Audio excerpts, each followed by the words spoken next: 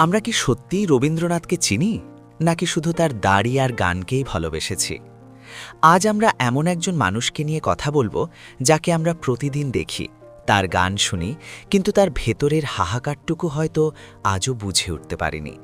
রবীন্দ্রনাথ ঠাকুর। এই নামটা শুনলেই চোখের সামনে ভেসে ওঠে এক ঋষিপ্রতিম চেহারা। কিন্তু আপনি কি জানেন, এই মানুষটার পুরো জীবনটা ছিল এক দীর্ঘ বিরহগাথা। মাত্র ১৪ বছর বয়সে মাকে হারানো থেকে শুরু করে একে একে প্রিয়জনদের চলে যাওয়া। রবীন্দ্রনাথের সাহিত্য আসলে সেই একাকিত্বেরই প্রতিচ্ছবি। তার ছিন্নপত্র পড়লে দেখা যায় কিভাবে তিনি পদ্মার নির্জনতায় নিজের সত্তাকে খুঁজে বেড়াচ্ছেন। তার জীবনে কাদম্বরী দেবীর প্রভাব নিয়ে অনেক বিতর্ক আছে, কিন্তু সাহিত্যের ছাত্র হিসেবে আমাদের দেখতে হবে সেই মৃত্যু কিভাবে তার শব্দচয়নকে বদলে দিয়েছিল।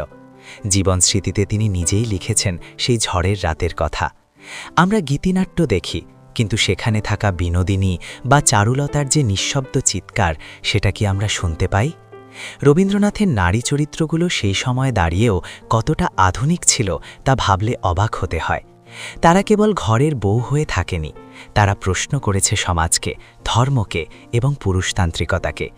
চোখের বালির বিনোদিনী বা ঘরে বাইরের বিমলা, এরা প্রত্যেকেই কবির নিজের মনের কোনো এক বিদ্রোহী সত্তার বহিঃপ্রকাশ। শেষের দিকে কবির কবিতাগুলো লক্ষ্য করলে দেখা যায় সেখানে আর কেবল আধ্যাত্মিকতা নেই, সেখানে আছে এক ধরনের অস্তিত্ববাদী সংকট। শেষের কবিতা কেবল একটা প্রেমের উপন্যাস নয়, ওটা হলো সেই চিরন্তন সত্যের প্রকাশ, যেখানে ভালোবাসা আর অধিকারবোধের লড়াই চলে।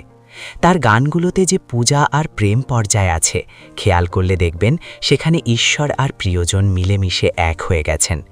আজকের এই ডিজিটাল যুগে যেখানে আমরা কোটি মানুষের ভিড়ের মাঝেও ভীষণ একা, সেখানে রবীন্দ্রনাথের এই নিঃসঙ্গতা আমাদের সবচেয়ে বড় আশ্রয়।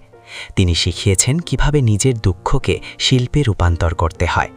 তার গানে যে বিষাদ আছে তা আমাদের হতাশ করে না, বরং আমাদের কান্নাকে একটা মর্যাদা দেয়। মৃত্যুর কয়েক মাস আগে লেখা আফ্রিকা বা প্রান্তিক কাব্যগ্রন্থের কবিতাগুলো আমাদের চোখে আঙুল দিয়ে দেখিয়ে দেয় যে রবীন্দ্রনাথ কেবল রোমান্টিক কবি ছিলেন না, তিনি ছিলেন এক দূরদর্শী রাজনৈতিক দার্শনিক। তার দৃষ্টিতে জাতীয়তাবাদ আর বিশ্ব মানবতাবাদের যে দ্বন্দ্ব ছিল, তা আজ বিশ্বের বর্তমান পরিস্থিতিতে আরও বেশি প্রাসঙ্গিক। রবীন্দ্রনাথের এই মানবিক রূপটি যদি আপনার হৃদয়ে স্পর্শ করে থাকে, তবে ভিডিওটি শেয়ার করুন এবং সাবস্ক্রাইব করে আমাদের এই সাহিত্যযাত্রার সঙ্গী হন। আপনার প্রিয় রবীন্দ্রসঙ্গীত কোনটি? নিচে কমেন্টে আমাদের জানাতে ভুলবেন না।